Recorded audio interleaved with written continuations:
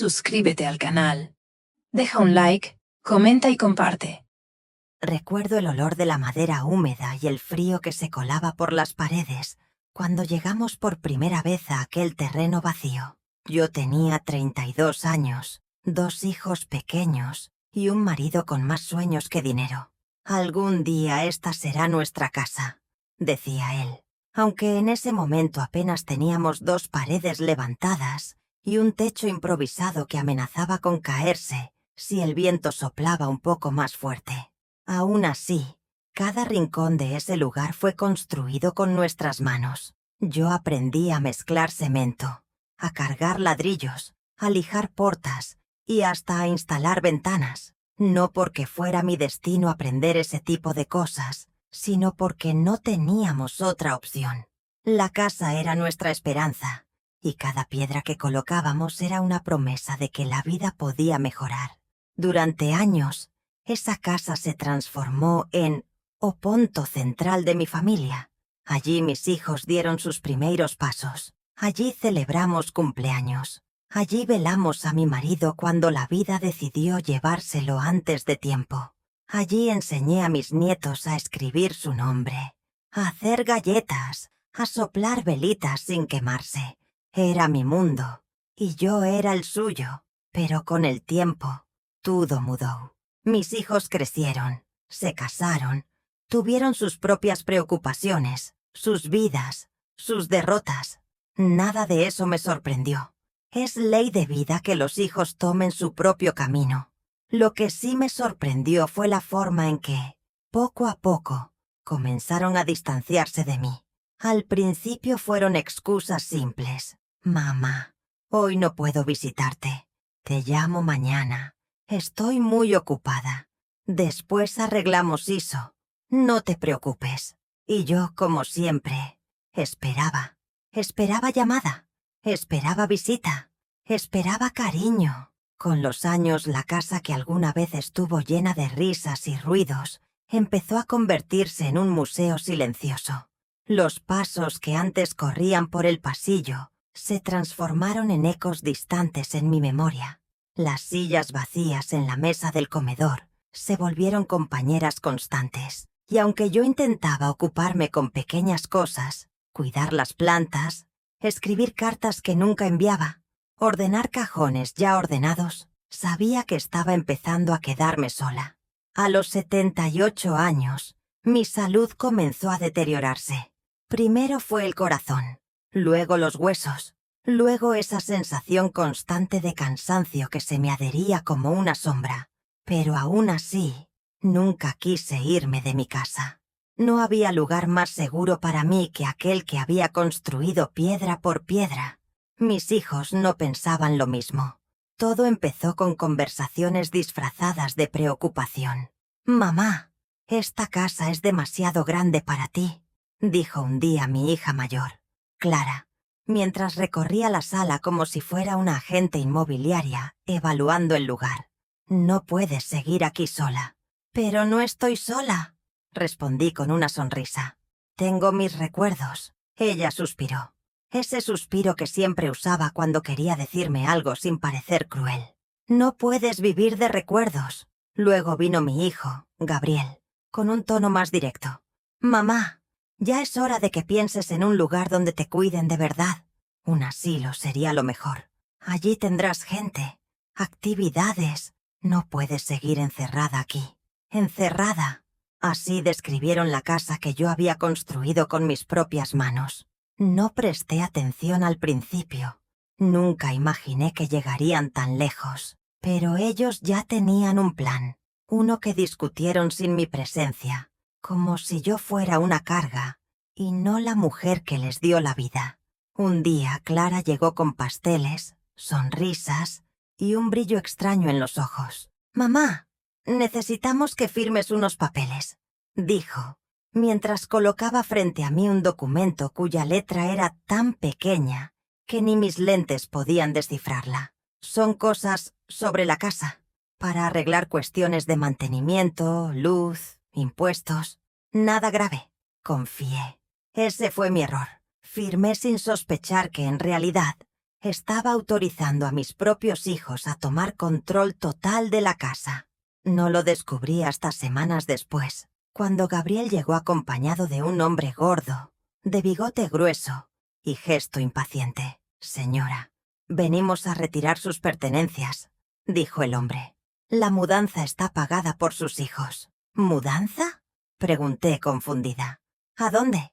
Mi hija bajó la mirada. Mi hijo evitó mi pregunta, y el hombre siguió hablando, como si yo no estuviera allí. «Las cosas más grandes van directo al depósito, lo demás, al asilo».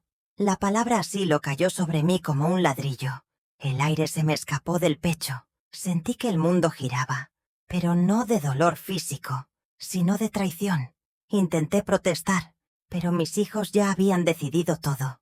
Hablaban entre ellos, ignorando mis lágrimas, mis súplicas, mis intentos desesperados de quedarme en mi propio hogar.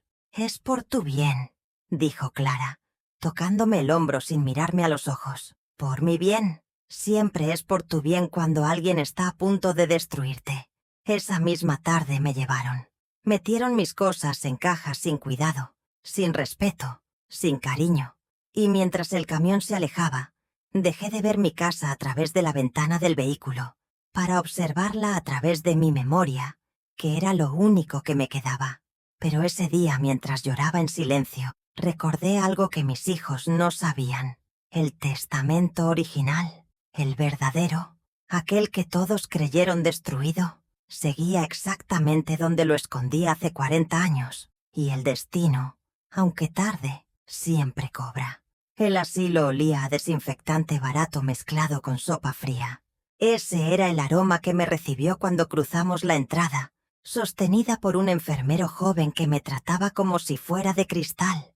No sabía cuál de los dos me molestaba más, su delicadeza exagerada o la indiferencia absoluta de mis hijos, porque ellos ni siquiera se quedaron para ver mi habitación. Firmaron un par de papeles, hablaron con la administración en voz baja, se miraron entre ellos como quien celebra un acuerdo imposible, y luego se marcharon. Ni un beso, ni un abrazo, ni un mamá, te llamaré mañana. Solo la puerta cerrándose detrás de ellos, como un sello final sobre el abandono que tanto insistieron en disfrazar de preocupación. Yo me quedé allí, en ese pasillo demasiado blanco, con el corazón apretado y los ojos ardiendo. No lloré. Había desperdiciado demasiadas lágrimas en gente que no las merecía. Me llevaron a mi habitación. Una cama de metal, un armario pequeño y una ventana que daba al estacionamiento. Desde allí solo se veían carros llegando y saliendo, familias que visitaban a sus ancianos por obligación, hijos que cumplían con el mínimo esfuerzo, nietos distraídos mirando sus teléfonos, mientras fingían escuchar historias que no les importaban. «Este será su nuevo hogar», dijo la enfermera, sonriendo como si sus palabras fueran un regalo. «Mi hogar», pensé, «está a kilómetros de aquí, y ustedes me arrancaron de él». Me senté en la cama y observé mis manos temblorosas. Eran las mismas manos que construyeron mi casa, las mismas que sostuvieron a mis hijos cuando dieron sus primeros pasos, las mismas que prepararon sus meriendas, que remendaron sus ropas, que les acariciaron el cabello cuando tenían miedo de la oscuridad. Y ahora esas mismas manos estaban vacías. «¿Primera vez aquí?», preguntó una voz suave. Levanté la vista. En la cama de al lado había una mujer pequeñita, de cabello blanco casi transparente, ojos inmensos, como si hubieran visto demasiado. Sonreía con una ternura que me desarmó. «Sí», respondí con un hilo de voz. «No te preocupes», dijo ella. «Aquí todas llegamos así, rotas por dentro, abandonadas por los que más queríamos. Pero con el tiempo, aprendes a vivir con el silencio». Su sinceridad fue un golpe directo a mi pecho, porque entendía cada palabra. «Mi nombre es Ángela», continuó. «El mío es Rosa». «Rosa», repitió ella, como saboreando mi nombre. Un nombre hermoso para alguien que seguramente sufrió más de lo que cuenta. No supe qué responder. Me limité a sonreír, aunque mi sonrisa era apenas un pliegue triste en el rostro. Los primeros días pasaron lentos, pesados, repetitivos. Me despertaban a las 6, me daban medicinas que no siempre necesitaba. Me llevaban a desayunar ese puré tibio que sabía a nada. Luego venían las actividades recreativas, pintar mandalas, ver televisión vieja o jugar dominó con personas que ya no recordaban ni su nombre. Yo no participaba. Me quedaba mirando por la ventana, imaginando mi casa, mi jardín, mi sala llena de fotos, mi vida antes de convertirme en una sombra encerrada allí. Una tarde, mientras observaba el cielo gris, Ángela se acercó a mi silla de ruedas. «¿Piensas en tu casa?», preguntó. No respondí. Era obvio. «Te voy a decir algo», añadió ella. «Aquí nadie llega porque quiere. Nos traen, nos dejan, nos esconden. Pero tú no pareces del tipo que acepta el destino sin pelear». La miré sorprendida. «¿Pelear?», susurré. «¿Para qué? Ya lo perdí todo». Ángela negó con la cabeza. «No lo has perdido. No aún. Tienes algo en tus ojos, algo que yo ya no tengo. Tienes rabia contenida, Rosa. Y la rabia bien usada puede cambiar historias enteras. Rabia. Una palabra pesada. Una palabra que nunca me había permitido sentir. Pero ella tenía razón. Había algo en mí. Algo que crecía desde el día en que mis hijos me sacaron de mi casa. Un ardor, una furia silenciosa, una herida que no cerraba. Y debajo de todo eso había un secreto. Mi testamento original. Lo escribí hace 40 años cuando mi marido murió. Él me había dicho: «No confíes ni siquiera en quienes más amas. Cuando se trata de propiedades, hasta la sangre cambia de color». No quise creerlo entonces, pero ahora sus palabras sonaban como una profecía. Mis hijos estaban convencidos de que el testamento había sido destruido hace décadas, cuando actualizamos los documentos junto al abogado de Gabriel. Literalmente me vigilaban para que no revisara papeles viejos. Creían haber borrado todo rastro de mi voluntad, pero yo nunca destruí nada. Lo escondí, en un lugar donde nadie pensaría buscar, un lugar que conocía desde niña, un rincón al que solo yo tenía acceso. Mientras estaba perdida en esos pensamientos, escuché una carcajada en el pasillo. «Ahí viene la loca de la habitación 12», dijo una voz que reconocí. Era un empleado, un enfermero joven, insolente, que se burlaba de las pacientes con Alzheimer. Ángela apretó mi brazo. «No les hagas caso», susurró. «Aquí la crueldad es pan de cada día». Pero yo ya no era la misma mujer frágil que llegó días atrás. La rabia de la que hablaba Ángela ya estaba despertando.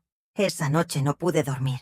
Me quedé mirando el techo, recordando cada detalle del escondite del testamento, el olor del mueble, el sonido hueco del compartimento secreto, la sensación del papel antiguo entre mis dedos. Mis hijos no sabían que existía. El abogado no sabía que existía. Nadie lo sabía salvo yo. Y mientras escuchaba los llantos de otras mujeres abandonadas en ese lugar, una idea empezó a tomar forma en mi mente. No iba a morir allí. No iba a dejar que mis hijos se quedaran con mi casa. No iba a permitir que borraran mi historia. Porque el destino tiene sus propias formas de hacer justicia. Y yo iba a ser su instrumento. Desde que llegué al asilo, mis noches se habían convertido en un desfile de sombras que caminaban lentamente por los pasillos, de susurros que atravesaban las paredes viejas y de lamentos que parecían repetirse como una oración constante. Pero esa noche fue distinta. No había lágrimas, no había miedo, solo había una idea afilada, clara y urgente dentro de mi cabeza. Tenía que volver a mi casa. No para vivir allí. Yo sabía que mis huesos ya no resistían una escalera, que mis manos ya no podían abrir las ventanas de antes, que mis pulmones ya no soportaban el frío de la madrugada. Pero tenía que volver por otra razón. El testamento original. Ese papel amarillento, guardado dentro de un compartimento oculto que yo misma mandé construir hace 40 años, tenía el poder de derrumbar todo lo que mis hijos habían hecho. Ellos creían que la casa les pertenecía, creían que yo estaba débil, creían que mi voluntad se podía borrar con su firma. Pero no cuando ese documento seguía existiendo, no cuando mi último deseo estaba intacto. Me senté en la oscuridad, con los pies apoyados en el suelo frío, y repetí mentalmente los pasos para encontrarlo, como si ensayara una fuga. Bajo el piso de madera del cuarto de costura, la tercera tabla, la que tenía un nudo apenas visible. Debajo de ella, una caja metálica. Y dentro de la caja, el papel que cambiaría todo. Ese pensamiento me sostuvo toda la madrugada. Al amanecer, Ángela me miró con curiosidad. Yo no había dormido, pero no me sentía cansada.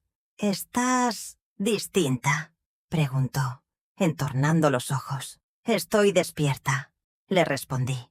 Ella no dijo nada, pero sus labios temblaron con una sonrisa cómplice, como si supiera que algo dentro de mí había despertado definitivamente.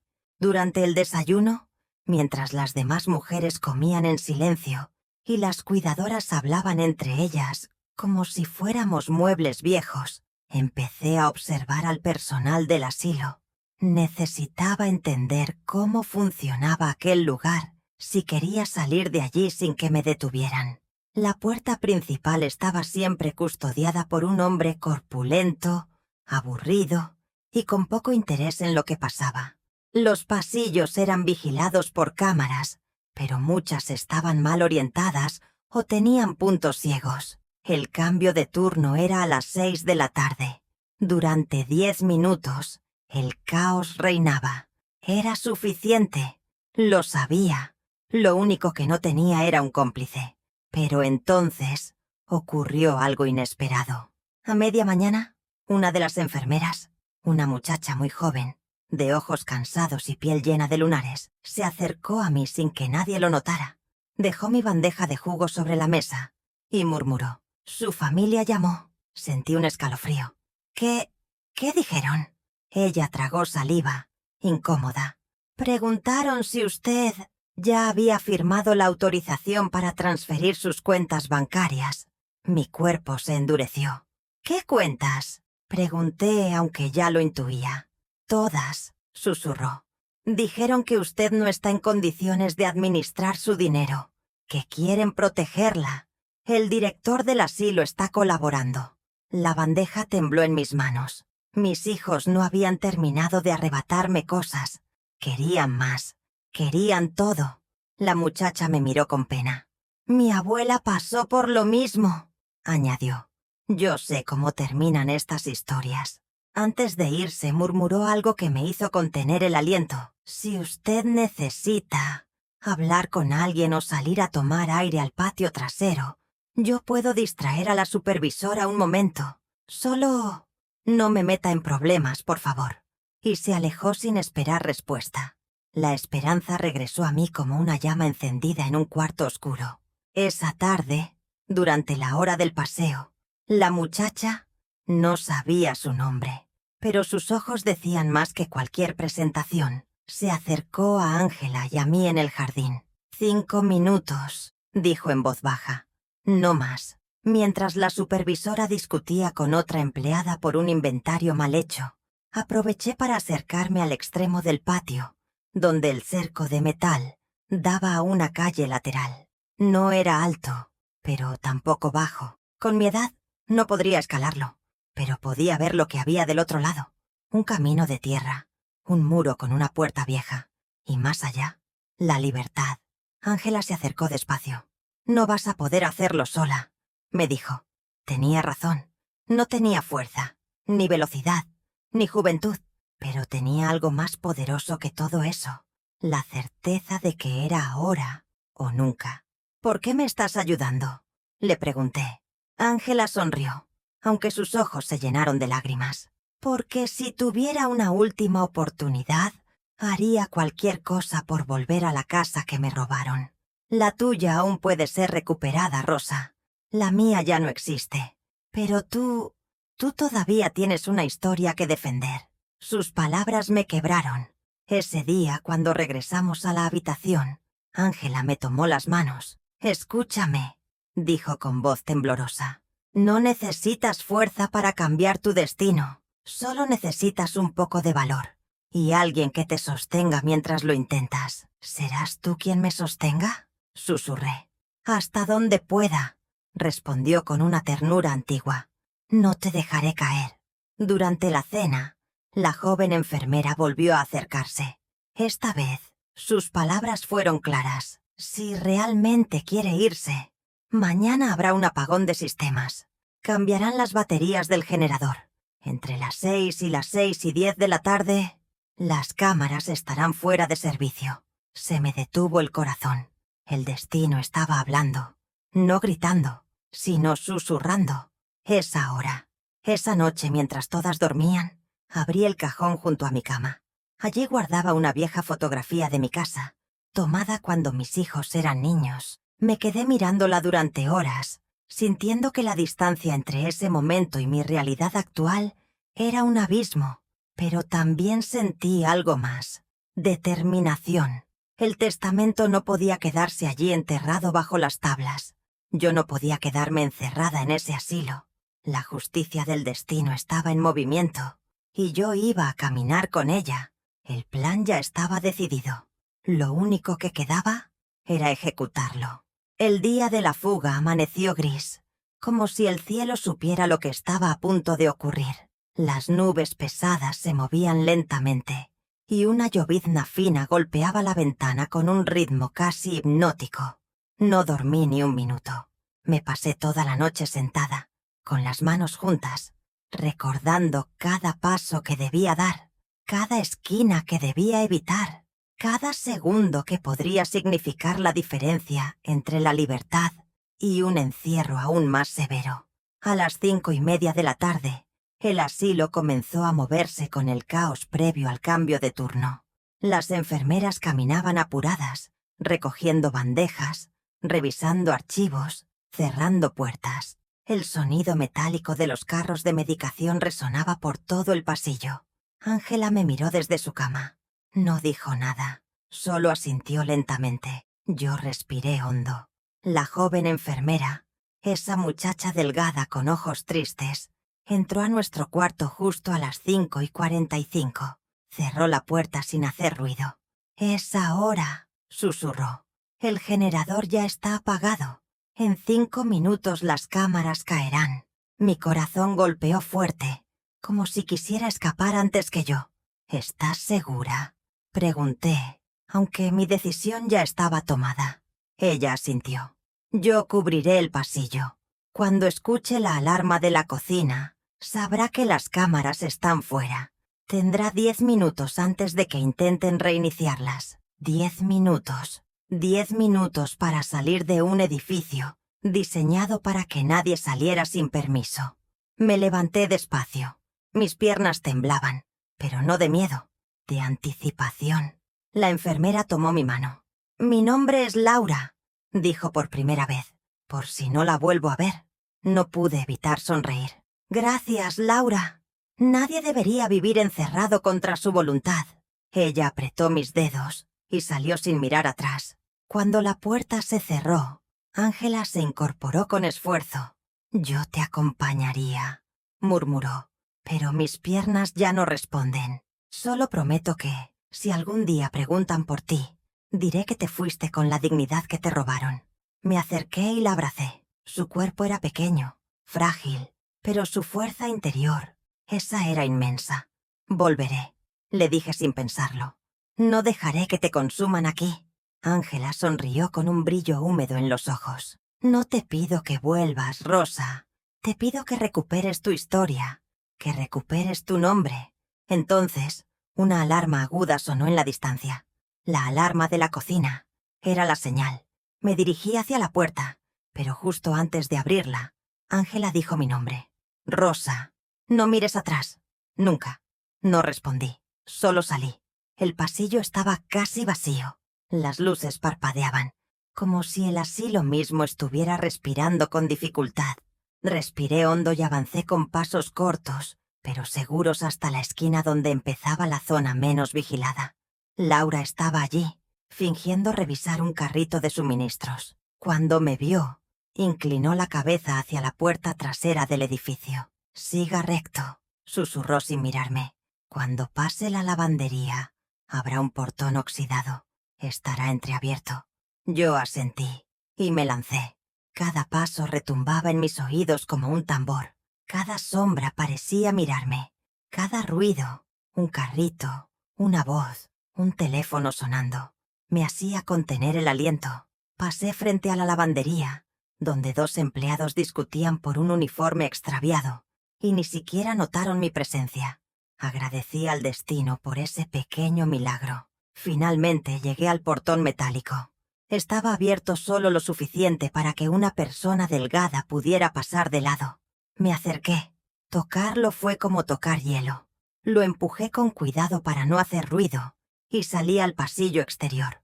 Un corredor estrecho que daba al patio trasero. Era el lugar donde los camiones de basura solían entrar. Allí no había cámaras. Allí no había guardias. Solo un muro bajo. Y luego la calle. Mis piernas temblaban, pero seguí avanzando. El aire frío golpeó mi rostro. La lluvia ligera empapó mi cabello. Y por un segundo, sentí algo que no sentía desde que mis hijos me traicionaron. Libertad. Llegué al muro. No era bajo, pero tampoco imposible. Había una caja de plástico apoyada contra él, seguramente dejada por algún trabajador descuidado. Y sin pensarlo 2 veces, la usé como apoyo. Pisé la caja. Mi pie resbaló. Me sostuve del borde del muro. Mi brazo protestó con un dolor agudo, pero no solté. Con un esfuerzo que no sabía que aún tenía, logré levantar mi cuerpo y pasar al otro lado. Caí al suelo de tierra. El golpe me arrancó el aliento, pero no hubo tiempo para quejarme. Me incorporé apoyándome en mis rodillas y miré alrededor. La calle estaba vacía, solo casas viejas, árboles mojados y faroles parpadeantes. Era perfecta para desaparecer. No sabía cuánto tiempo tenía antes de que notaran mi ausencia. Podrían ser minutos, podrían ser segundos. Así que comencé a caminar. No hacia adelante, sino hacia atrás, hacia mi pasado, hacia la casa que me habían arrebatado. Mientras avanzaba, cojeando, sintiendo el agua helada sobre mi piel, una certeza crecía en mi pecho. No solo estaba huyendo, estaba regresando a la escena del crimen, y los culpables no tenían idea de lo que estaba a punto de desenterrar. La lluvia se volvió más intensa. Mis piernas me dolían. Mi respiración era un silbido irregular, pero seguí caminando, guiada por una mezcla de memoria, dolor y determinación. La noche caía cuando llegué a la primera señal de que estaba cerca, la panadería de don Manuel, vieja como yo. Luego, la esquina donde mis hijos jugaban fútbol, la calle donde aprendieron a andar en bicicleta. Y finalmente, mi casa. Allí estaba, oscura, silenciosa, hermosa, traicionera. Me detuve frente a la puerta. Tocarla fue como tocar un fantasma. «He vuelto», susurré. La casa no respondió, pero algo dentro de mí sí. El testamento me esperaba, y con él, el comienzo de la verdadera justicia del destino. No sé en qué momento dejé de escuchar los murmullos del pasillo. Las noches en el asilo siempre eran ruidosas. Pasos arrastrados, puertas que no cerraban del todo, lamentos de ancianas perdidas en recuerdos que ya no les pertenecían. Pero esa noche reinaba un silencio tan pesado que parecía esconder algo que respiraba entre las sombras. Me desperté con la sensación de que alguien me observaba. Abrí los ojos lentamente, acostumbrándolos a la oscuridad, y allí estaba, la silueta del enfermero joven, el mismo que nos llamaba las inútiles. Estaba parado frente a mi cama, inmóvil, como si hubiera estado allí un buen rato. No dije nada, no me moví, solo lo miré. «¿No duermes, abuela?», susurró con una sonrisa torcida. El tono condescendiente era el mismo de siempre. Pero esa noche había algo más en él, algo inquietante, casi ansioso. Su mirada bajó hacia mis manos, luego hacia mis pies, y por un segundo pensé que iba a acercarse demasiado. Pero entonces escuché otro sonido, un golpe seco en la puerta del fondo del pasillo, luego un susurro, después pasos apresurados. El enfermero giró la cabeza. «¡Mierda!», murmuró. «No otra vez», y salió casi corriendo, dejando la puerta de mi habitación entreabierta. Me incorporé como pude, mirando hacia el corredor oscuro. No sabía qué estaba pasando, pero algo me decía que esa noche era distinta, que esa noche el destino movía piezas importantes. Me levanté lentamente, apoyándome en la baranda de mi cama. El frío del suelo atravesó mis pantuflas. Avancé hacia la puerta. El pasillo estaba iluminado solo por la luz parpadeante de una lámpara vieja. El aire estaba helado, como si todas las ventanas hubieran sido abiertas al mismo tiempo. Ángela estaba sentada en su cama, despierta, mirándome con ojos enormes. «No salgas, Rosa», susurró temblando. «Esa sombra». Volvió. Sentí un escalofrío recorrerme la espina. «¿Qué sombra?». Ángela tragó saliva. «La que siempre aparece cuando alguien está a punto de morir». Me quedé inmóvil. Había oído rumores entre las ancianas, que el asilo tenía un visitante nocturno, una presencia que recorría los pasillos justo antes de que alguien exhalara su último suspiro. Algunas decían que era la muerte misma, otras que era un paciente que había fallecido abandonado hacía décadas. Yo nunca había creído en esas cosas, pero esa noche algo se sentía distinto, demasiado real, demasiado vivo. Me acerqué más al pasillo. Los pasos que había escuchado antes se detuvieron. Sentí una corriente de aire helado, como un suspiro largo que pasó justo a mi lado. Las luces parpadearon con más fuerza, lanzando sombras distorsionadas sobre las paredes. Y entonces lo escuché. Un gemido, profundo, roto, humano, venía de la habitación 12. La habitación vacía. La habitación de la anciana que había muerto la semana pasada, sin que nadie la visitara, sin que nadie preguntara por ella, sin que su nombre fuera recordado. Me estremecí. Algo dentro de mí me empujó hacia allí, como si la misma oscuridad quisiera mostrarme algo. Caminé lentamente, cada paso acompañado por el crujido del piso de madera desgastado. La puerta estaba entreabierta. Pude ver la silueta de alguien sentado en la cama. Mi respiración se detuvo. No podía distinguir su rostro. No podía saber si era hombre o mujer. Solo veía la curva de los hombros y el movimiento lento de la cabeza, como si llorara. «Hola», dije con voz temblorosa. La figura se detuvo. Dejó de moverse. El aire se volvió pesado, helado. Di un paso más. Y entonces, de un segundo a otro, la figura se desvaneció. No caminó, no se levantó, no salió por la puerta. Simplemente desapareció. Se diluyó en la oscuridad como humo, como un recuerdo arrancado de golpe. Un grito ahogado escapó de mi garganta. Retrocedí, sintiendo cómo mis piernas fallaban. Me detuve apoyada en la pared. Mi pecho subía y bajaba a un ritmo frenético. No sabía si lo que acababa de ver era real, o si mi mente, cansada y herida, comenzaba a jugarme malas pasadas. Pero entonces lo escuché de nuevo. Un susurro, una palabra. «Rosa». Me quedé helada. Esa voz la conocía. Era la de mi esposo.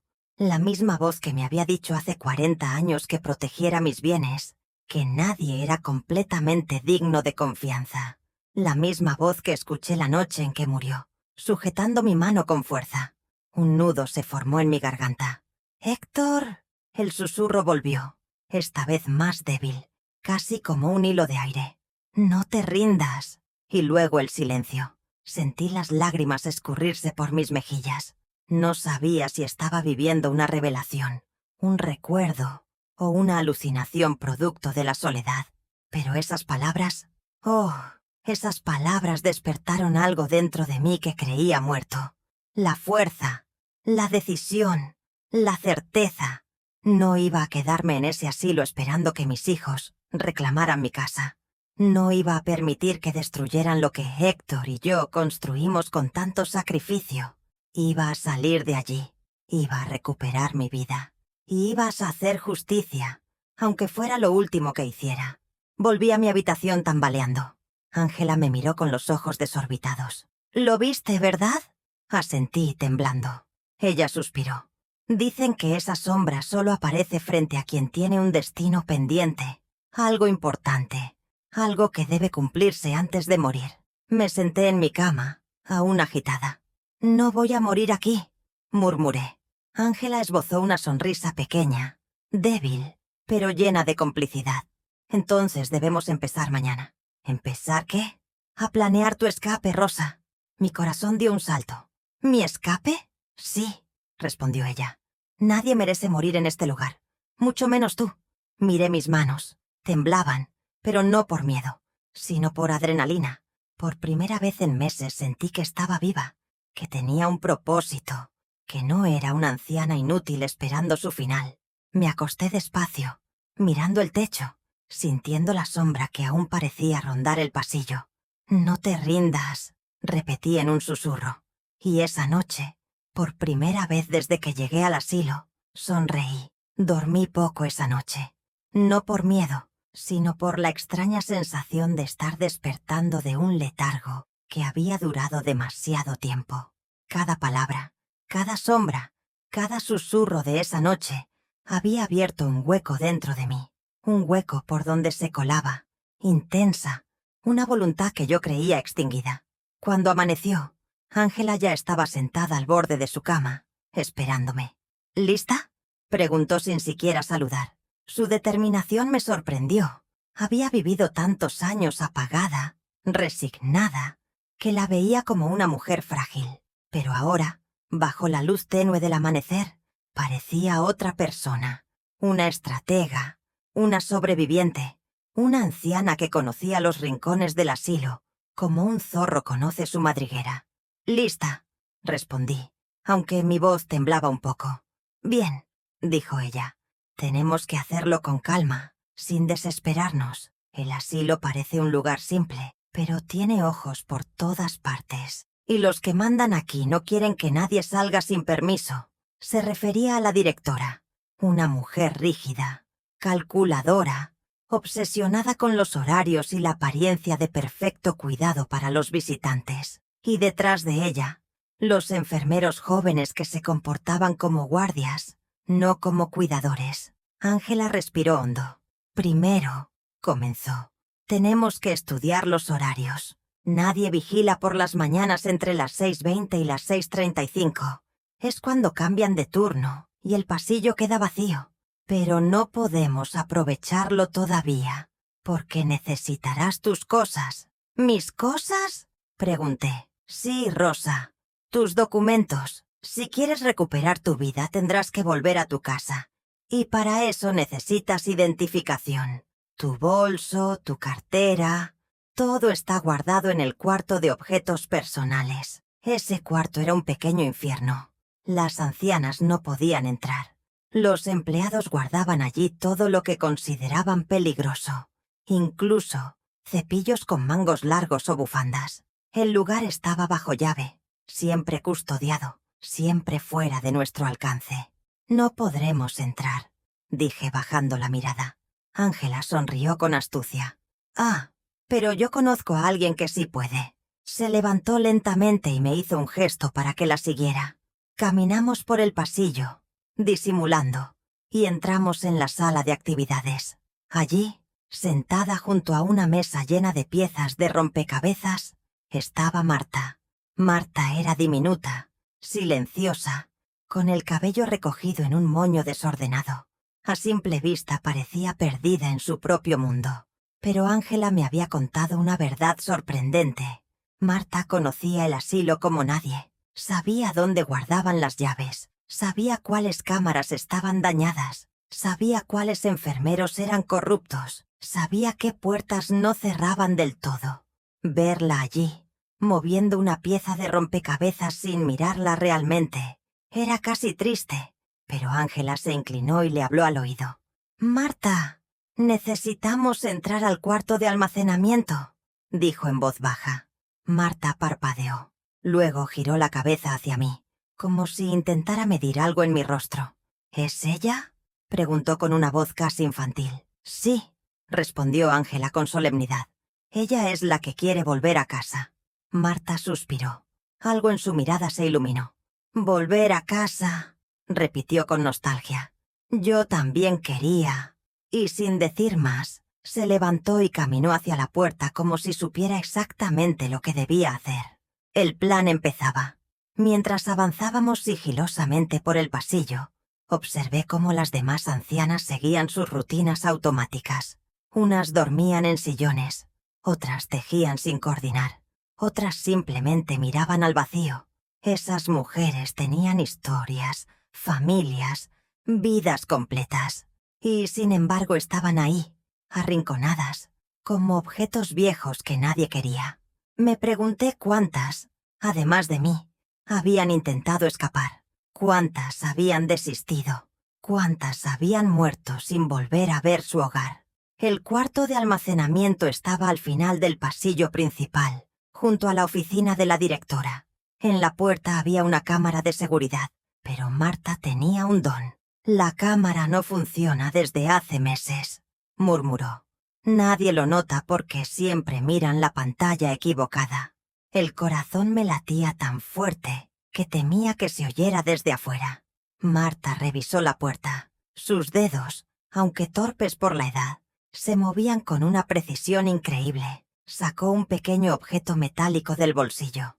No supe si era una horquilla, un clip o un pedazo de alambre, pero lo manipuló como si hubiera nacido para abrir cerraduras. «Yo era cerrajera», susurró de pronto. «Hace 30 años». Y entonces la cerradura cedió. Un clic, un sonido casi imperceptible, pero para mí fue como escuchar el primer compás de mi libertad. Entramos. El cuarto estaba lleno de cajas etiquetadas con nombres, escritos a mano. El olor a polvo y humedad era tan intenso que casi me mareé. Ángela comenzó a buscar mi nombre mientras Marta vigilaba desde la puerta. «Aquí», dijo Ángela, levantando una caja pequeña. «Rosa Méndez». Mis manos temblaban cuando la abrí. Allí estaba todo. Mi cartera, mi DNI, mi libreta de ahorros, las llaves de mi casa. Sentí que el corazón se me detenía por un segundo. Toqué cada objeto con la reverencia de quien recupera un pedazo de su alma. Hacía meses que no veía mis pertenencias. Verlas otra vez era como mirar un reflejo de la vida que me habían arrebatado. «Ahora debemos esperar», dijo Ángela. «Lo haremos en 2 días, durante el cambio de turno». Pero antes de que pudiera responder, escuchamos un ruido. «¿Qué hacen aquí?». Una voz fría, afilada, cortó el aire. La directora estaba en la puerta. Sus ojos, duros como piedras, brillaban con furia. «¿Robando?», dijo con una sonrisa helada. «¿Pretenden irse? ¿A dónde? ¿A la calle? ¿A morir solas?». Sentí un sudor helado correrme por la espalda. Marta retrocedió. Ángela apretó mi brazo. La directora dio un paso hacia nosotras, y algo en su mirada me reveló una verdad terrible.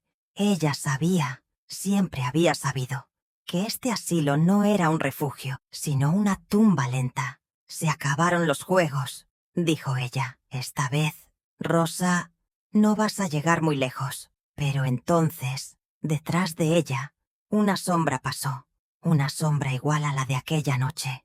La directora se detuvo, paralizada. Sus ojos se agrandaron, y yo sonreí. «No estoy sola», dije en voz baja. La sombra se movió otra vez, y la directora retrocedió.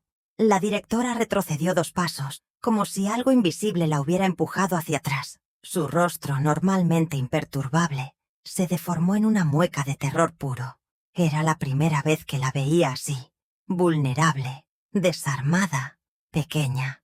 Miraba detrás de mí, hacia aquel rincón oscuro del pasillo donde la sombra se movía como una presencia viva. Yo no la veía con claridad, pero la sentía. Sentía ese frío familiar, ese susurro que se arrastraba por las paredes como un viento antiguo. Era la misma sombra que había visto la noche de la habitación 12, la misma que pronunció mi nombre, la misma que llevaba el eco de la voz de Héctor. La directora tragó saliva. ¿Qué es eso?», murmuró, sin apartar la vista del rincón oscuro. Ángela, a mi lado, apretó mi brazo. Ella nunca la había visto, susurró. «Eso significa algo, Rosa». Marta, aunque temblaba, sonrió levemente. «La sombra solo aparece para quienes tienen cuentas pendientes», dijo con voz inexplicablemente firme. La directora dio un paso hacia atrás, chocando con la pared. «Basta de tonterías», intentó decir, pero su voz quebrada la traicionó. La sombra avanzó un poco. No tenía forma clara, pero su presencia llenaba el pasillo como una ola negra. Un susurro, apenas audible, recorrió el aire. No pude entenderlo del todo, pero sé lo que sentí. «Ella no puede detenerte». La directora buscó recuperar autoridad. Ustedes no pueden salir. Este asilo es su protección. Sin nosotros estarían muertas», completé yo mirándola directo a los ojos. «Eso es lo que iba a decir, ¿no?». Su silencio fue la confirmación. En ese instante entendí algo que jamás imaginé. La directora no quería ayudarnos. Nos necesitaba aquí. Un asilo lleno garantizaba fondos, donaciones, visitas de inspectores que no miraban demasiado. Las ancianas eran números que ella no quería perder. Ella no quería que yo me fuera. No porque me quisiera, sino porque mi ausencia rompería su fachada. «No tienen idea de lo que hacen», dijo ella, recobrando un poco de firmeza. «Ese espíritu, eso que ven, no los protegerá, solo trae desgracias». La sombra se movió ligeramente, como si se burlara. «Ya no voy a vivir aquí como una prisionera», dije, «y no puede detenerme». La directora avanzó un paso, intentando imponerse. «Tú no vas a ningún lado, Rosa. Tus hijos firmaron para que te quedaras aquí, legalmente». «Mis hijos no tienen poder sobre mí», la interrumpí. «Y tú lo sabes. Por eso escondiste mis documentos». La directora se tensó. Ángela habló entonces, con voz dura. «Y por eso borraste nombres del registro cuando morían», añadió. «Porque cada anciana aquí es dinero para ti». El silencio cayó como un golpe. La directora abrió la boca para negarlo, pero Marta se adelantó y habló con un tono que jamás le había escuchado. «Yo la vi destruyendo expedientes. Yo lo vi todo». La directora le lanzó una mirada de furia pura. «Tú no sabes lo que viste», escupió. «Eres una vieja que ni siquiera recuerda dónde está su cama». Pero Marta dio un paso hacia adelante. Y, sorprendentemente, la sombra también. El pasillo se llenó de un frío tan intenso que me dolieron los huesos. La directora se apretó los brazos, respirando agitadamente. «¿Qué quieren de mí?», dijo con voz temblorosa. Yo caminé hacia ella. Cada paso era una afirmación de que ya no era la mujer rota que llegó meses atrás. «Quiero lo que me pertenece», dije. «Mis documentos, mi libertad». La directora apretó los labios. «No». «Entonces», susurró Ángela, «deja que la sombra decida». La directora abrió los ojos con terror. «Detengan esto. Es absurdo. Son ancianas, no brujas». Pero la sombra avanzó. El aire se volvió espeso, casi sólido. Los focos parpadearon violentamente. Una ráfaga helada recorrió el pasillo. La directora gritó. «¡Aléjate! ¡Déjame! No he hecho nada. No he hecho nada». Pero la sombra no se alejaba. No la tocaba. No hacía falta. Su sola presencia la obligaba a ver algo. Algo que no podíamos ver nosotros. Ella cayó de rodillas. «No, no, no quiero recordar», sollozaba. «No quiero». Marta susurró. «La hace ver todo lo que hizo». La directora lloraba, temblaba, se arrastraba hacia atrás como si huyera de sus propios pecados. Y entonces ocurrió. Una caja cayó de una repisa dentro del cuarto de almacenamiento. Se abrió sola. Y dentro había docenas de documentos, identificaciones, expedientes, testamentos, todos los papeles de ancianas que habían muerto en el asilo. Todas desaparecidas, todas olvidadas, todas borradas por ella. La sombra se detuvo, como si hubiera mostrado suficiente. Me acerqué a la directora. Ella me miró con los ojos enrojecidos, derrotada. «Llévate lo que quieras», susurró. «Pero vete. No regreses nunca». La sombra se retiró lentamente, desvaneciéndose como si se deshiciera en el aire. Y entonces lo supe. Lo sentí. No era un espíritu maligno. No venías a atormentarme. Era una presencia protectora. Algo, o alguien, que no permitiría que muriera allí. Ángela se inclinó para ayudarme a recoger mis documentos. «Esto cambia el plan», dijo. «Ya no podremos esperar 2 días. La directora no nos dejará en paz». Marta asintió. «Debe ser hoy, antes de que avisen a los empleados, antes de que revisen las cámaras, antes de que el sol se ponga». Sentí el peso de mis llaves en mis manos. Mi DNI, mi cartera, mi identidad. Respiré hondo. «Vámonos», dije. Ángela sonrió. Marta también. Y entonces escuchamos un susurro, muy lejos en el pasillo, como un eco suave. «Es hora». La sombra estaba abriendo camino. No recuerdo haber sentido tanta claridad en mi vida como en ese momento. Mientras apretaba mis documentos contra el pecho, sabía que no había marcha atrás. No podía dudar. No podía temblar. No podía volver a ser la mujer que llegó al asilo derrotada, resignada, marchita. Tenía algo que ellas no querían que recuperara. Mi vida. Y sobre todo, mi voluntad. Ángela caminaba a mi lado con pasos rápidos, casi ligeros, a pesar de sus años. Marta iba adelante, siempre silenciosa, como si conociera cada sombra y cada grieta por donde pasar sin ser vista. Y detrás de nosotras, la sombra. No se veía claramente, pero se sentía. Era un frío suave, casi guiador, como una mano invisible que nos marcaba el camino. «Tenemos 10 minutos antes de que el cambio de turno termine», susurró Marta. «Después de eso, todos los pasillos estarán vigilados». Llegamos al corredor principal. Todo estaba en silencio. El asilo, por primera vez en meses, parecía dormido. Pero yo sabía que no lo estaba. Estaba esperando. Marta abrió la puerta trasera con una llave que nunca le pregunté de dónde había sacado. Era una vieja salida de servicio que supuestamente estaba clausurada.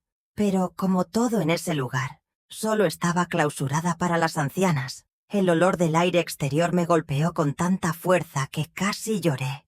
Olía a tierra, a árboles, a vida. Después de tanto tiempo respirando desinfectante y humedad, ese aroma me pareció un regalo. «Rosa», susurró Ángela. «No mires atrás». Pero yo miré. El pasillo estaba vacío, solo la penumbra, y una figura oscura que flotaba cerca de la puerta. La sombra. No tenía rostro, pero pude sentir una presencia profunda, una familiaridad que atravesó mis huesos. «¡Héctor!», susurré sin voz. La figura pareció inclinarse levemente, y entendí. Él no era la sombra, no del todo, pero algo de él estaba allí, una esencia, un eco. Una voluntad que no me había dejado sola. Mi esposo, en vida, había sido mi fuerza. En la muerte, me había devuelto la libertad. «Gracias», dije. La sombra retrocedió lentamente y se desvaneció. Salí por la puerta. El estacionamiento estaba vacío. La madrugada teñía el cielo de un azul profundo que anunciaba un amanecer próximo. Caminamos lo más rápido que pudimos. Cada paso era una victoria. Cada respiración, una conquista. Pero cuando llegamos a la reja principal, escuchamos voces detrás de nosotros. «Ahí están. Deténganlas». Los enfermeros. Corrí. No sabía que aún podía correr. Sentía mis piernas como fuego, como si el cuerpo viejo que cargaba hubiese rejuvenecido unos minutos solo para ayudarme a escapar. Marta llegó primero a la reja. Sacó otra llave. Bendita fuera esa mujer. Y la giró. Pero la cerradura oxidada se atascó. Los pasos se acercaban. Ángela me tomó la mano. «Cuida tu casa», susurró. «Haz justicia por todas nosotras». La miré, horrorizada. «No, ¿no vas a venir conmigo?» Ella sonrió. Una sonrisa tranquila, triste, pero luminosa. «Mi destino está aquí. Yo no tengo a dónde volver. Pero tú sí, Rosa. Tú tienes algo que nosotras perdimos hace años. Un hogar. Ángela, no digas eso. Ve». La reja finalmente cedió. Pero antes de atravesarla, ocurrió algo que jamás olvidaré. Los enfermeros corrían hacia nosotras, gritando órdenes, maldiciones, amenazas. Y entonces, todas las luces del asilo se apagaron al mismo tiempo. Un silencio espeso, un frío repentino, y una sombra gigantesca se levantó detrás de ellos. Los enfermeros se detuvieron de golpe. Sus rostros palidecieron, sus rodillas temblaron. La sombra avanzó, no hacia nosotras, hacia ellos. Un rugido sin sonido llenó el aire. Los enfermeros gritaron, retrocedieron, tropezaron, huyeron hacia dentro del edificio como si el diablo mismo los persiguiera. Y la sombra se quedó entre nosotras y ellos, deteniéndolos, protegiéndonos. Ángela murmuró una oración. Marta cerró los ojos. Yo sentí la certeza absoluta de que estábamos siendo defendidas por algo más grande que el miedo. La sombra se volvió hacia mí una última vez. No tenía rostro, pero transmitía un mensaje. Ve. Atravesé la reja. Los siguientes minutos fueron un borrón.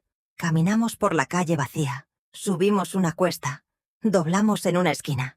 A medida que avanzábamos, el cielo comenzaba a iluminarse y los primeros pájaros cantaban. Marta nos dejó en la esquina de una avenida. «Aquí nos separamos», dijo con calma. «Si nos ven juntas, sospecharán». Me tomó las manos. «Vuelve a casa, Rosa, y no olvides lo que viste esta noche. No todas las sombras vienen a matar. Algunas vienen a salvar». Y se fue, casi desvaneciéndose entre las calles como un fantasma más del amanecer. Ángela me acompañó hasta la parada del autobús. «Te voy a extrañar», murmuré. «Y yo a ti», respondió ella con lágrimas en los ojos. «Pero sabré que estás donde debes estar». El autobús llegó. Subí con las piernas temblorosas, pagando con un billete arrugado que encontré en mi cartera. Me senté junto a la ventana, y cuando el vehículo arrancó, vi a Ángela parada en la vereda, saludándome con la mano. Pequeña, fuerte, valiente, una heroína silenciosa. El viaje duró poco, aunque a mí me pareció una eternidad. Cuando bajé frente a mi casa, sentí un nudo en la garganta. Mi hogar, mi verdadero hogar. La fachada estaba intacta. Mi jardín seguía allí, aunque un poco descuidado. El portón seguía chirriando como siempre cuando lo empujé. Entré. El olor me golpeó como un abrazo. Madera vieja, flores secas, recuerdos. Lloré. Lloré como no había llorado en meses. Lloré como llora alguien que vuelve a nacer. Toqué las paredes, pasé mis dedos por los muebles, encendí la luz y supe, sin ninguna duda, que la sombra había hecho más que protegerme. Me había devuelto a mi lugar, pero también había una última tarea. Fui al mueble antiguo del salón. Moví la tabla oculta. Tocó mi mano el papel amarillento. El testamento.